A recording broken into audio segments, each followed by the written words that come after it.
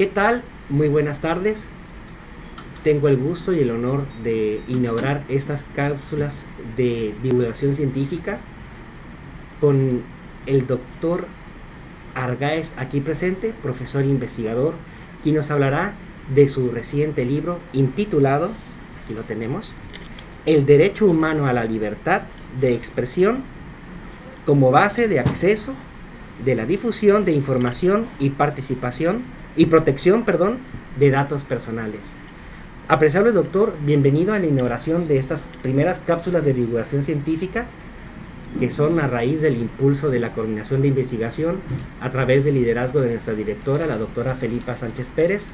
por conducto de nuestro señor rector, para dar a conocer el trabajo activo y significativo de sus profesores investigadores, y en esta ocasión usted es nuestro docente de inauguración y le agradecemos mucho que nos haya dado la oportunidad de entrevistar brevemente y conocer un poco más sobre su trabajo. Maestro Juan Carlos de León, muchas gracias por la oportunidad de estar aquí. Realmente es un honor para mí. No sabía que era la primera cápsula que se graba, y bueno, el poder presentar esta investigación que llevó algún tiempo sobre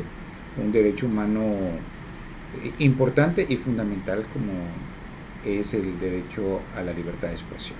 Doctor, conocemos ampliamente su trabajo tanto dentro y fuera de la Universidad Juárez. ¿Puede comentarle a los estudiantes y a toda la comunidad en general universitaria, así como el público que amablemente esté revisando esta cápsula después, qué encontraremos en este libro que amablemente usted acaba de publicar recientemente? Bueno, el libro versa sobre un análisis, una exégesis al derecho humano a la libertad de expresión. En ese sentido, primero que nada, analizamos qué es la libertad de expresión como un derecho humano que es inherente a la persona, a todas las personas, no únicamente a los periodistas, sino a todos los seres humanos, y que se refiere pues a esta libertad de poder manifestar las ideas, los pensamientos, los sentimientos, de forma tal de que no pueda haber una previa censura, y con los límites que marca también la propia ley, porque no hay derechos absolutos. Los derechos también son limitados con relación a los derechos a terceros o con relación a la salud pública, a la seguridad nacional, al orden público, ¿no? Que es lo que establece la normatividad. Y para ello también vemos un análisis comparado con otros países y con instituciones a nivel internacional, como es el propio relator de Naciones Unidas para la protección de la libertad de opinión y de expresión, así como la Corte Interamericana de Derechos Humanos y la Corte Europea de Derechos Humanos y otros países. Y en general, después de hacer una revisión de su índice, vemos de que hace un trabajo muy exhaustivo en relación a todos esos tribunales que se encuentran fuera de nuestro país, el derecho comparado. Así, a grandes rasgos, ¿qué puede resaltar o podemos destacar en ese apartado? Sí, es muy interesante este análisis, incluso con el devenir histórico, la manera en cómo se ha venido percibiendo la libertad de expresión, que, como dijimos, es necesaria no solamente para quienes ejercen el periodismo, sino también en la ciencia, en la cátedra y en general para la vida cotidiana. Tenemos nosotros en este estudio comparado algunas cuestiones muy interesantes, por ejemplo, el tema de la verdad. Para hablar sobre lo que es la verdad y la difusión de la verdad, bueno, aquí es muy interesante, porque en el caso, por ejemplo, de Joan Stuart Mill, que tiene un estudio sobre la verdad, y lo comparamos con Brandis o Wendell, que nos hablan sobre el mercado de las ideas, ¿no? En el cual nos dicen, bueno, finalmente debe de existir esta libertad, que la gente exponga la información que obtiene, y los ciudadanos determinen finalmente cuál consideran que es la versión o la información más adecuada, llevando a la práctica finalmente también la teoría del libre comercio al mundo de la comunicación, que en gran medida es lo que de manera pragmática, en una filosofía pragmática, está pasando. Pero aquí nos enfocamos a la cuestión de la justicia constitucional, por ejemplo. Lo que dice el Tribunal Constitucional en España es muy interesante. Primero que nada, con relación a que hablar sobre la verdad es algo verdaderamente complejo y hace la diferenciación con relación a lo que es la veracidad, tomando en consideración que la responsabilidad de la información tiene que ver con la metodología que se haya empleado para la indagación, la investigación seria, profunda de la información que se está dando a conocer. Ahí tenemos un primer punto de vista que es interesante. En el caso de Argentina, el Tribunal Constitucional señala que los elementos clave tienen que ver con la objetividad y con la buena fe de la información que se está presentando. Vamos a encontrar algunos antecedentes muy interesantes en el caso que se analiza en el libro, en el caso de Francia, por ejemplo, con la prohibición que se hizo al poeta Charles Baudelaire con su libro Las flores del mal, en cuanto a uno de los límites que tiene precisamente el tema de la libertad de expresión, que es la moral, y que en su momento fue censurado por las autoridades francesas y posteriormente pues de alguna manera se pide disculpas y obviamente se analiza que el tema de la moral es algo que es cambiante en el tiempo y en el espacio, y que este libro, que en su momento, en un momento histórico determinado, fue censurado, con posterioridad pues ya es algo que puede leerse libremente sin que cause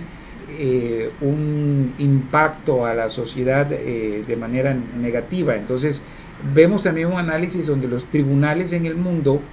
que es algo que podemos descubrir en el libro, bueno, o encontrar en el libro, más que descubrir,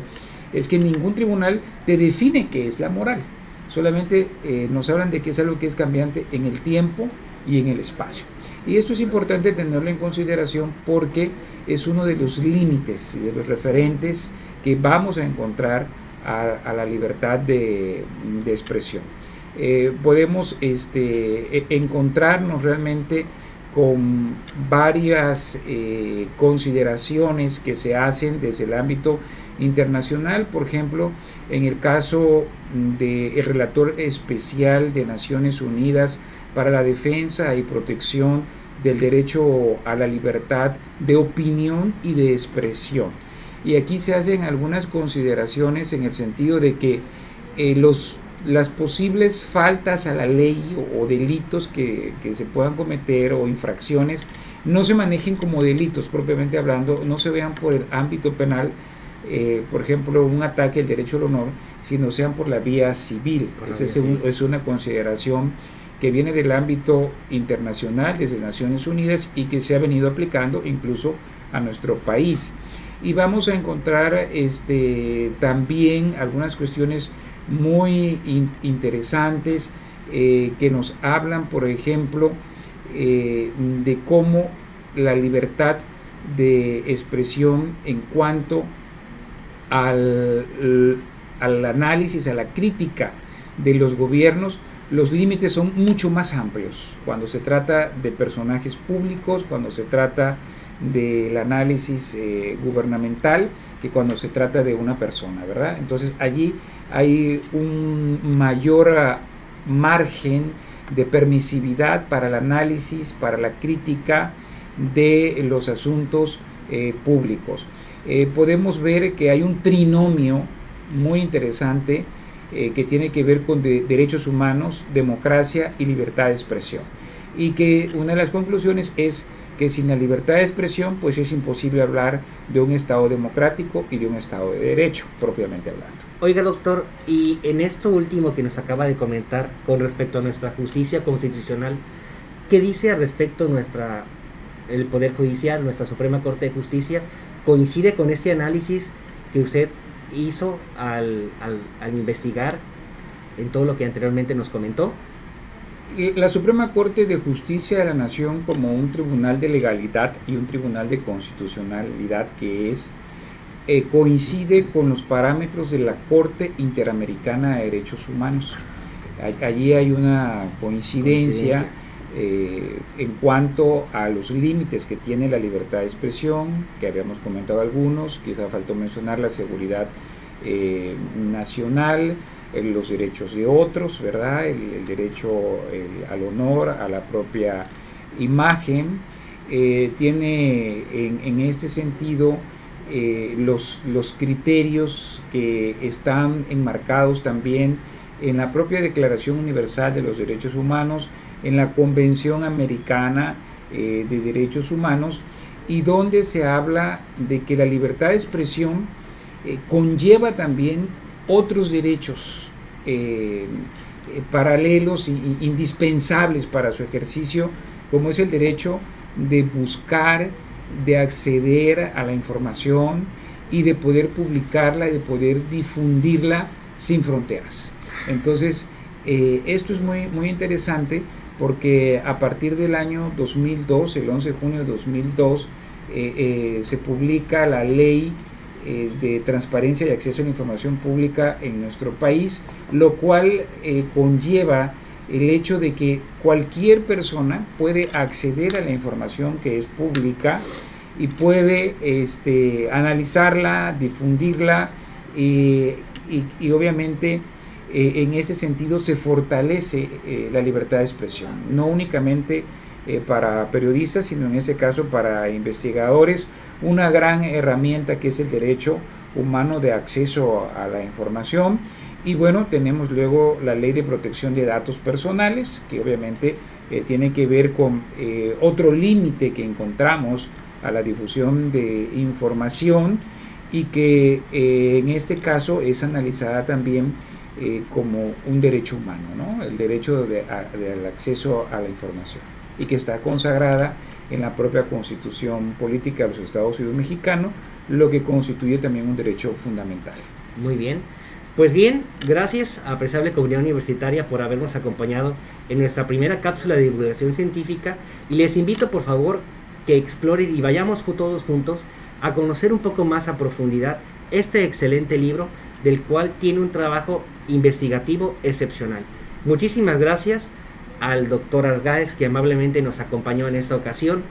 y estemos muy prontos para que dentro de 15 días podamos tener la oportunidad de saludar a otro profesor investigador, conociendo un poco más sobre lo que está trabajando a través de nuestra Universidad Juárez Autónoma de Tabasco. Muchísimas gracias y hasta la pronto.